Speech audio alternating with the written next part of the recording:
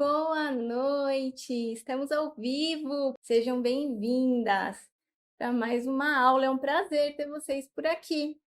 O nosso tema de hoje é a diferença entre religião e espiritualidade.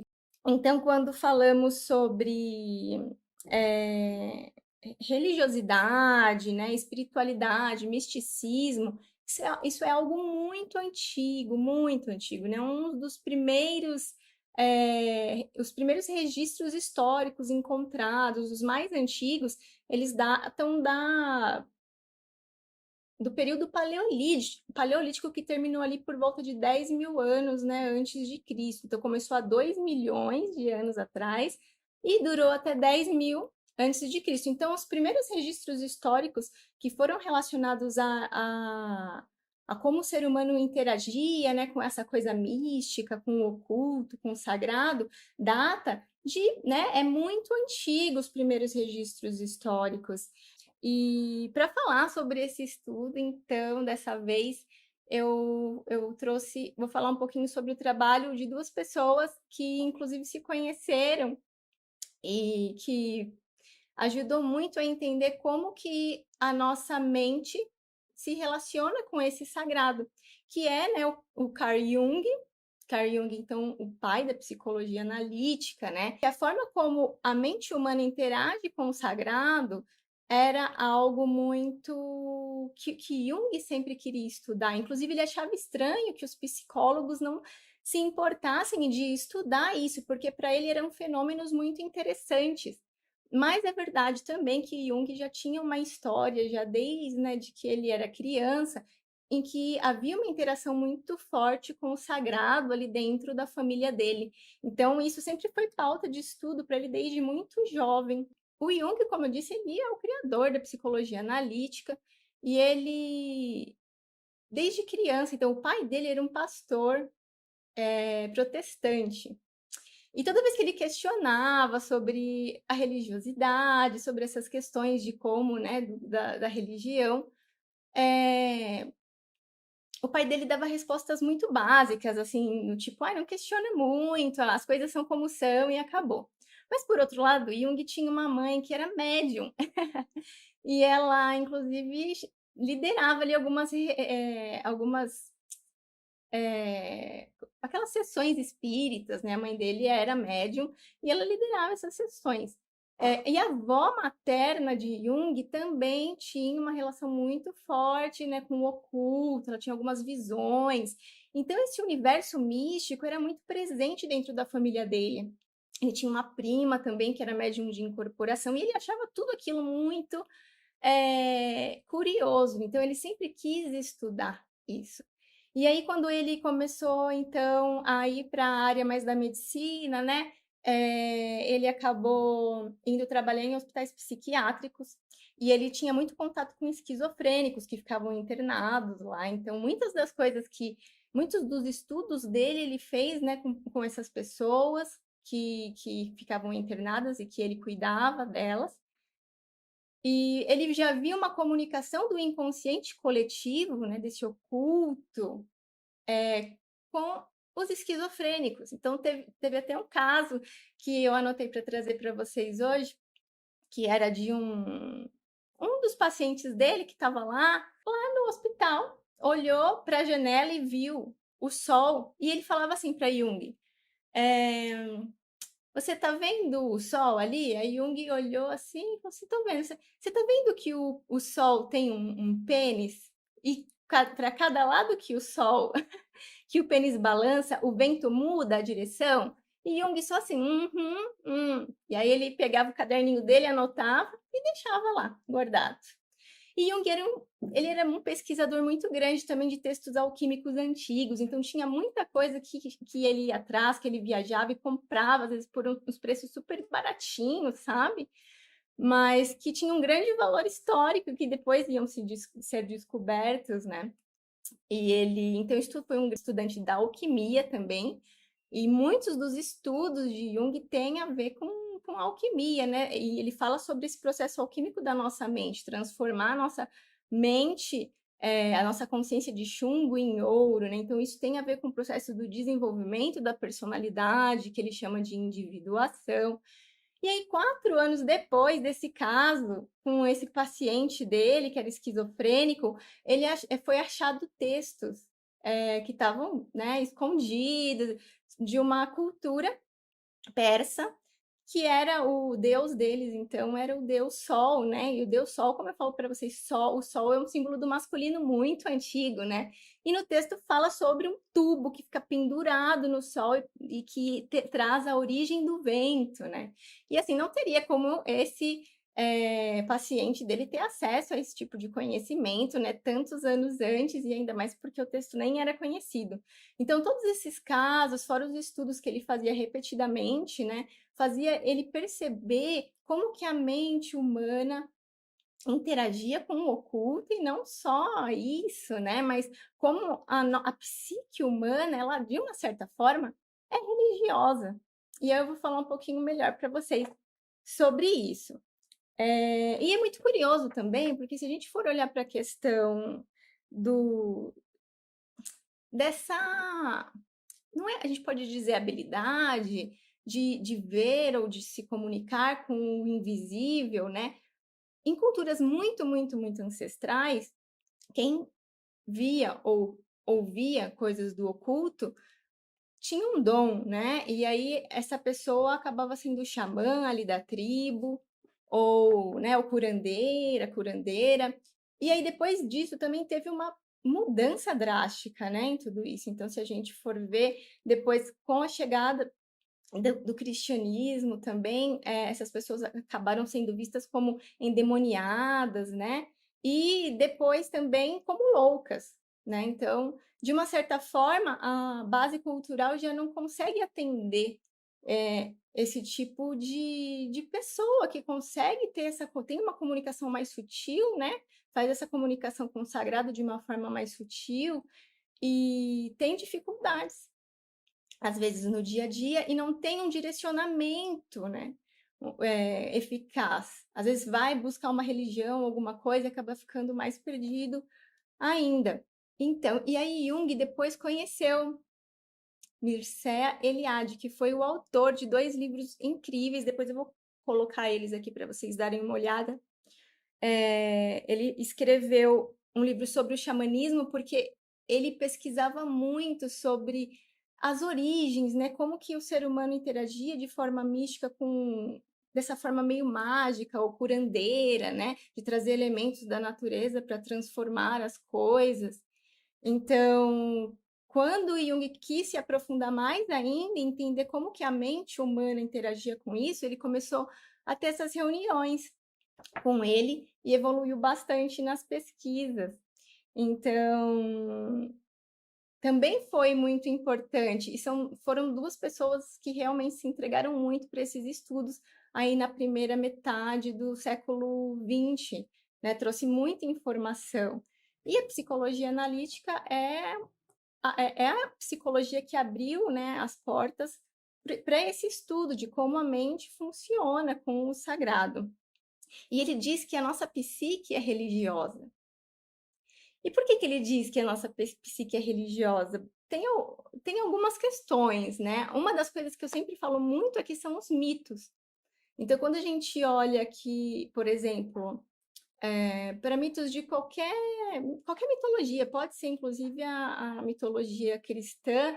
Eu estou devendo para vocês uma aula, né? Mais para frente eu prometo que eu faço sobre os simbolismos do Novo Testamento, né? Que é a boa nova do patriarcado. Tem muito simbolismo bem legal, só que teve outras interpretações, né? Então, se a gente olha para mitologias como a mitologia grega, que é muito estudada, né? A gente vê aí aspectos da personalidade humana nos mitos, nos deuses, e isso em todas as mitologias, então, né? E então a gente já vê uma interação, né, da psique humana com essa coisa da religiosidade. E tem uma outra coisa que deixa muito clara essa interação da nossa mente ser meio que religiosa por causa da questão dos ritos, da ritualística. A nossa mente, ela funciona de uma forma mais como que eu posso dizer, mais eficaz quando a gente tem ritos. Isso é muito curioso. Eu falo para vocês, eu sempre cito aqui a questão, por exemplo, da ritualística que os indígenas fazem quando a criança adentra a fase adulta, então não tem adolescência. E eles têm um rito, né? Então a menina, quando menstrua a primeira vez, ela vai fazer o rito dela na tenda da lua, né? Cada tradição vai ter a sua própria forma de ritualística.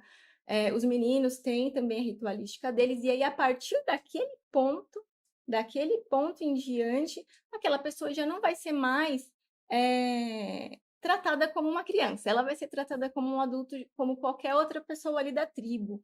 E a ritualística, normalmente as ritualísticas nativas, elas são intensas, elas têm até uma questão de dor, né? A gente vê muita ritualística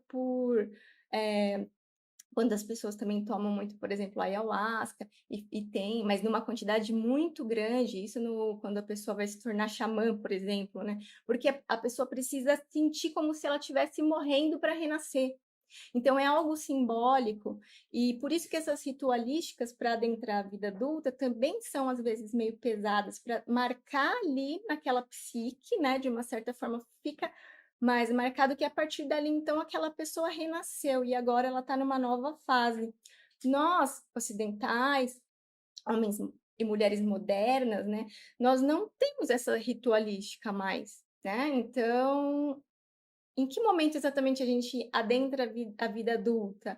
Como eu falei lá na aula sobre o puer, por exemplo, algumas pessoas ficam presas na infância para sempre, né? Então, nunca consegue andar com as próprias pernas, está sempre dependendo de alguém, seja emocionalmente, mas principalmente financeiramente.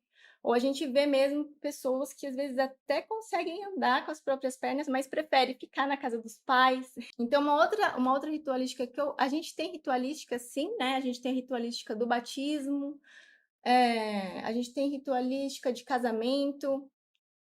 Então, a gente ainda tem algumas ritualísticas. E são ritualísticas, né, marcantes, principalmente se a gente for olhar um casamento, onde muitas pessoas são convidadas, mas a gente também tem uma outra questão que a gente não tem um ritual de descasamento quando as pessoas se separam, isso é uma outra coisa que eu costumo falar bastante, porque quantas vezes a gente não vê pessoas que terminaram relacionamentos longos e não conseguem se desvencilhar, né, daquela relação. É como se ela ficasse presa ali. Então, há tribos em que se faz ritual de descasamento.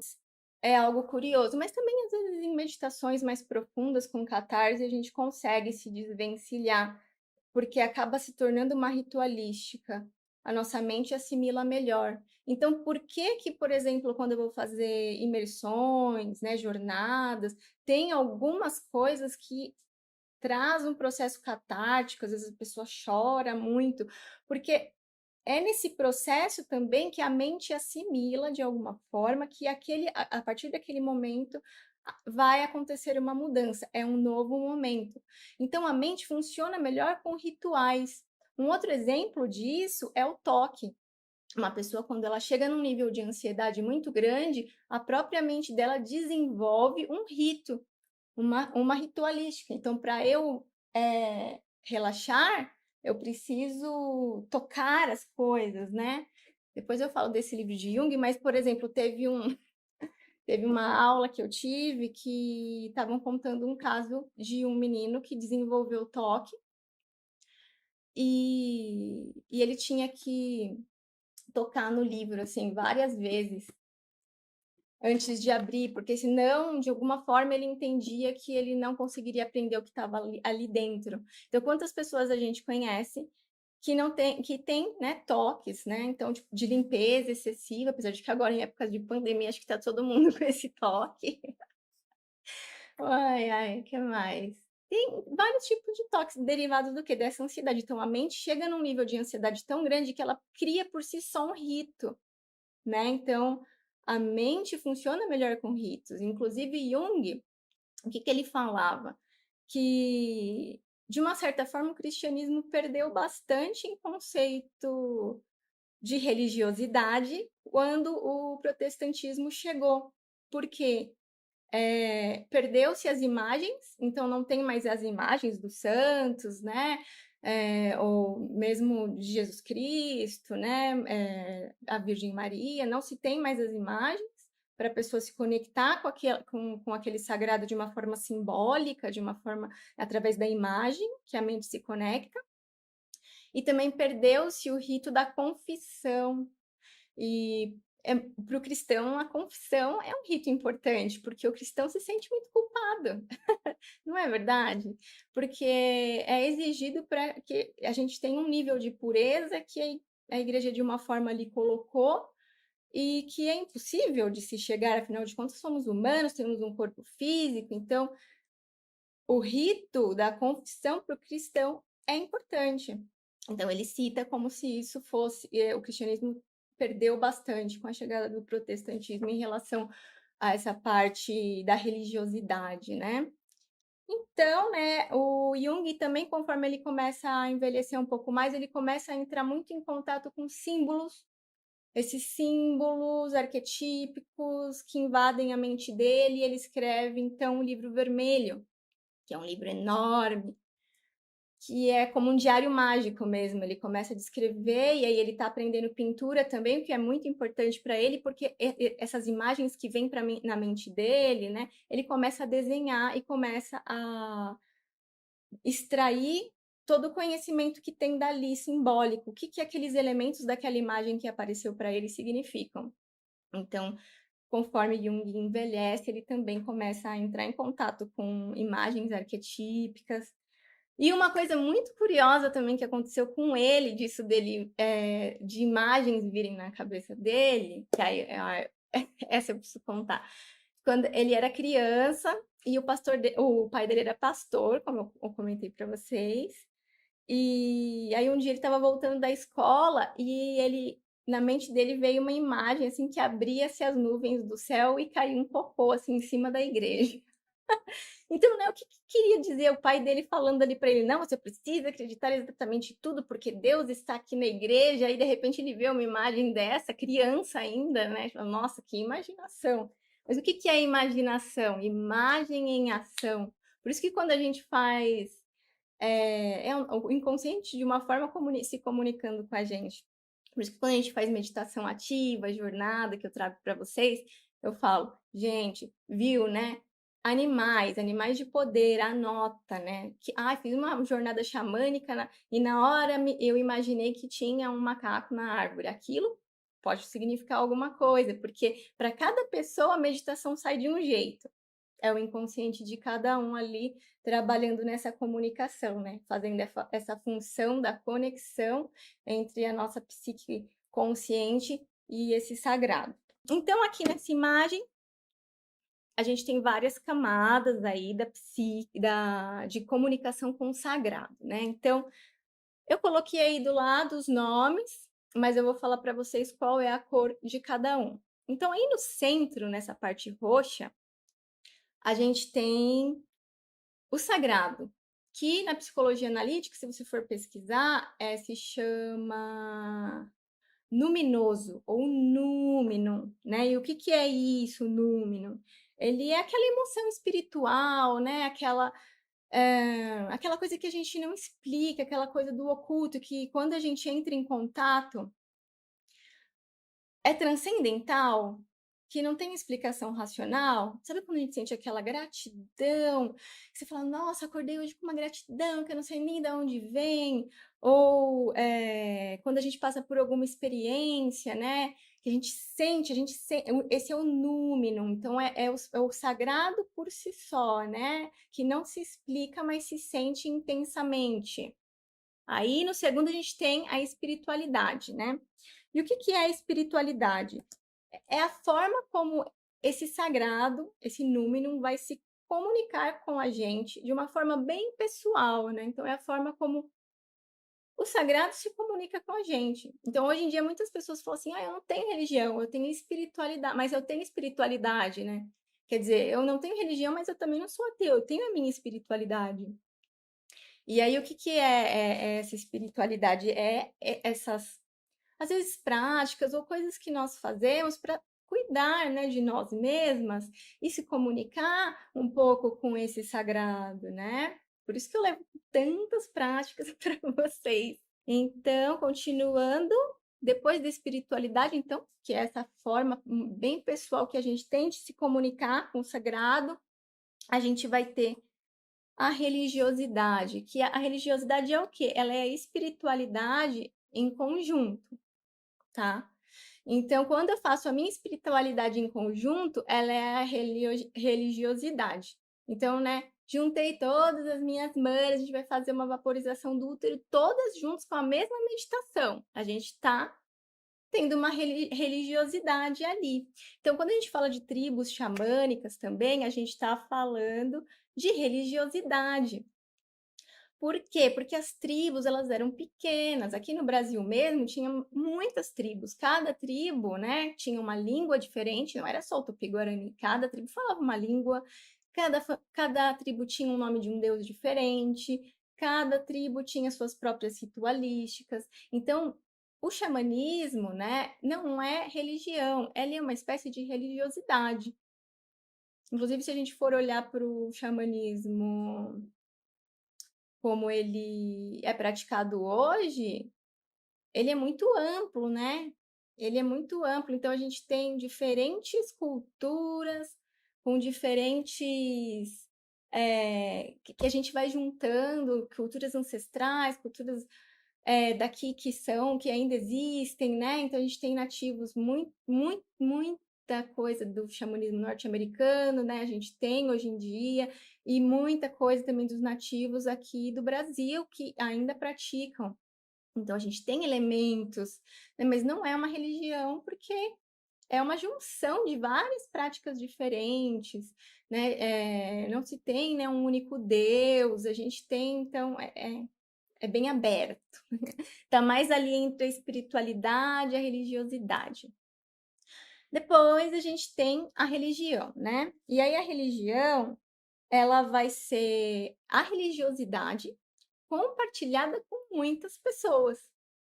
Então, né, a religião, ela vai ter o quê? Ela vai ter livro, ela vai ter regras, ela vai ter dogmas. E aí todo mundo daquela religião precisa seguir aquilo. E quando a religião cresce demais, a gente tem a igreja, então. E aí,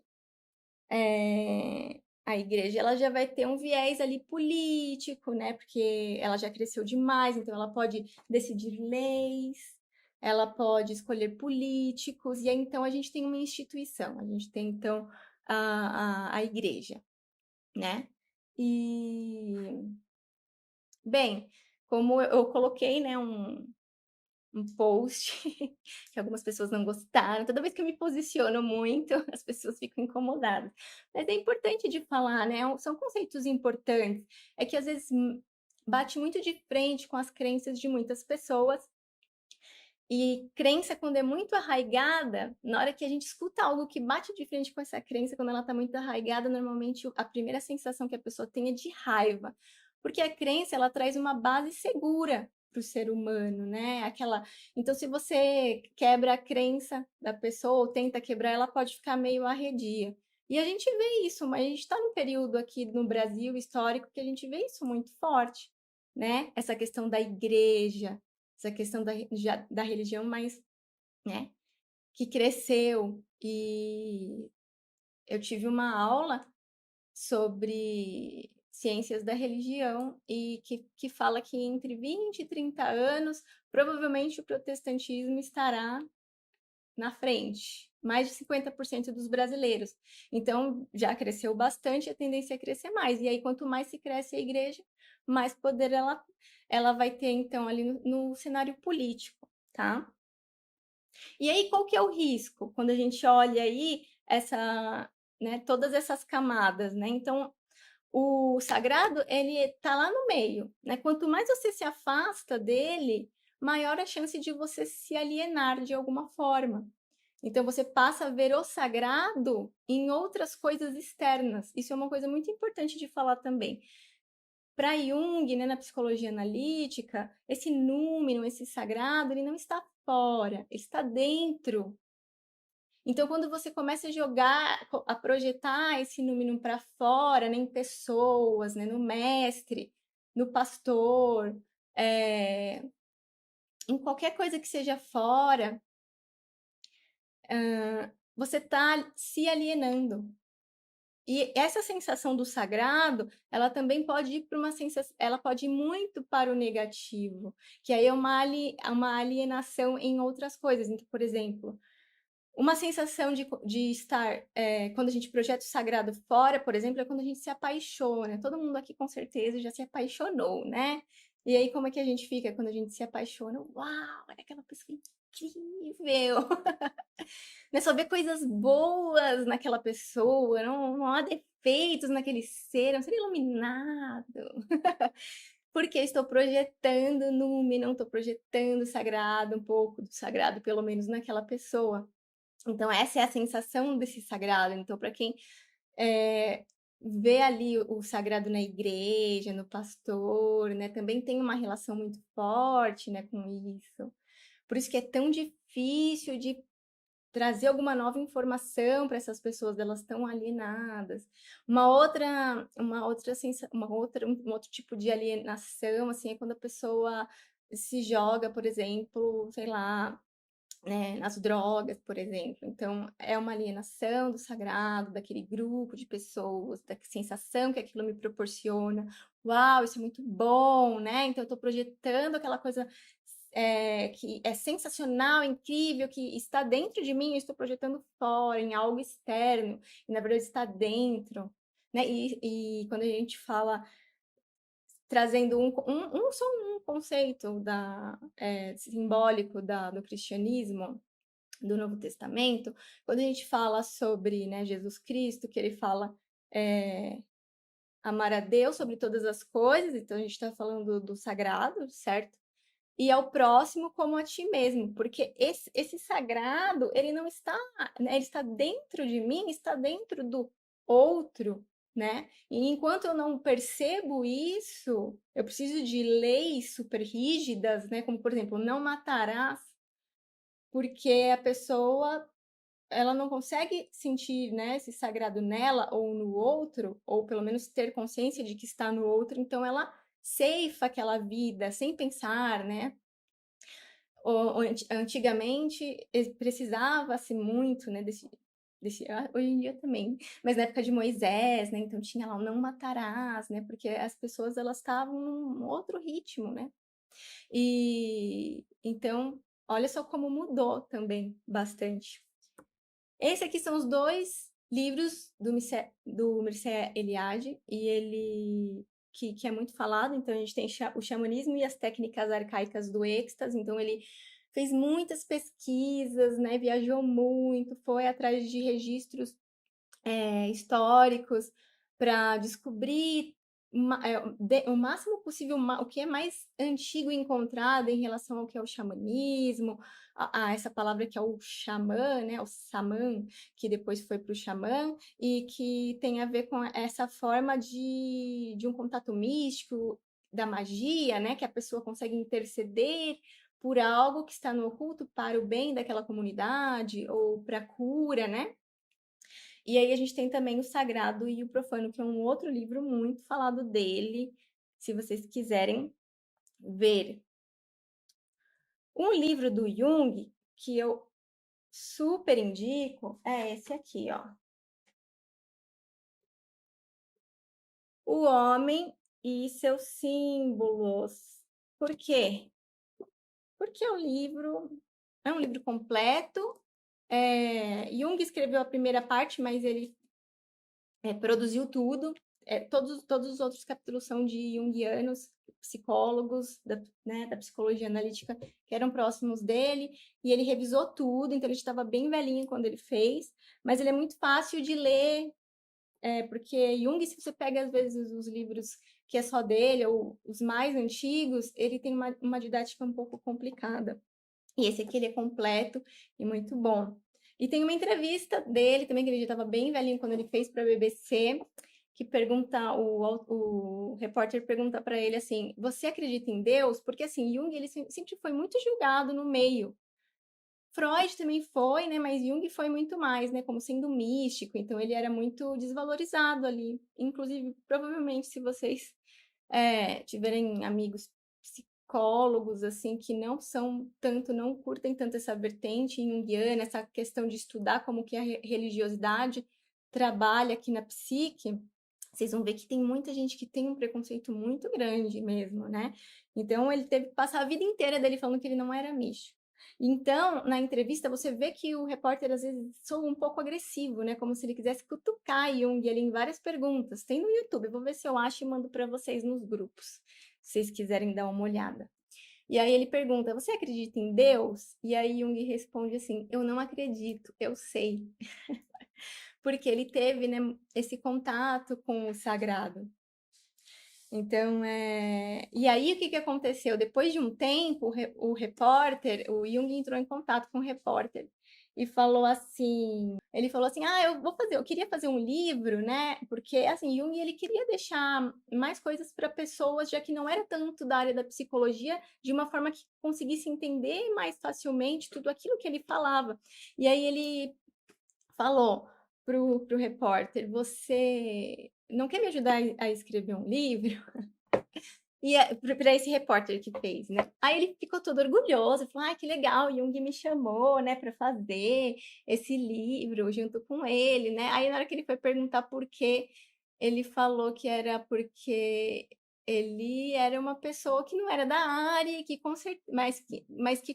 conseguiria entender. Ele queria que o repórter conseguisse entender tudo aquilo que estava sendo falado. Então Jung revisava todos os textos de todos os psicólogos que escreveram, né, o livro, que é esse livro aqui, mas também passava pelo aval do repórter. Então, e é um livro sensacional, gente. Tipo, fala sobre a simbologia dos sonhos, fala sobre a função transcendente também, que é essa função de quando você entra em contato com o sagrado, né? O que aquilo te proporciona, como que é benéfico para o desenvolvimento da personalidade, esse contato. Então, da mesma forma como a religião pode alienar o processo de desenvolvimento da pessoa, ela também pode ser muito benéfica para desenvolver a personalidade se a pessoa não se aliena, né? Não projeta esse sagrado para fora, mas busca aqui dentro. Ok? Essa foi a aula de hoje. Gratidão a todo mundo que participou, Andressa, Carla, Celi, Priscila, Dinéia. Muito obrigada pela presença de todas, Daniela. Gratidão a todas vocês. Até a próxima aula. Até mais.